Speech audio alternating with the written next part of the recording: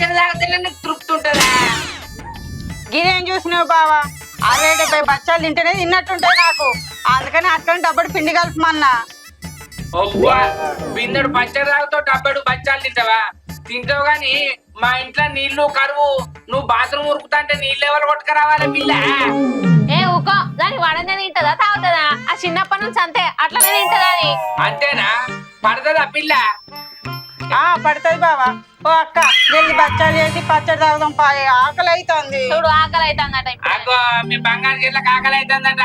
మరి అచ్చి పిండే తినట్టున్నది, పిండు ఆ పప్పే తినట్టున్నది. చెప్పని పోయి కాళ్ళు పోరి అందరం కలిసి తిని తాగుదాం, సరేనా? సరే బావా. సరే తీ.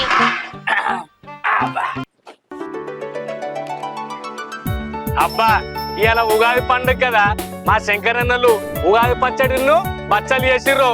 2 బచ్చలు తింటా, ఒక గ్లాసుడు పచ్చడి తాగత్తా. పచ్చడి